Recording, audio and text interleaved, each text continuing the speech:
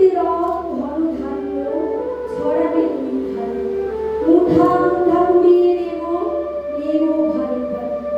দেখি সহসা রথ থেমে গেল আমার কাছে এসে, আমার মুখপানে যে নামলে তুমি হেসে।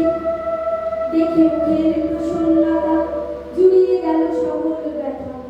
হেন কালে কিসের লাগে তুমি অকস্মাৎ আমায় কিছু দাও গো বলে বাড়িয়ে দিলে হাত।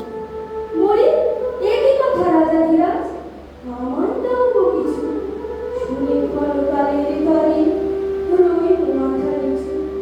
তোমার কি বা অভাব আছে ভিখারি ভিক্ষুকের কাছে, এ কেবল কৌতুকের বশে আমায় নবল চল। ঝুলি হতে দিলেন তুলে একটি ছোট কণা, জবে পাত্রখানি ঘরে এনে পূজায় করি।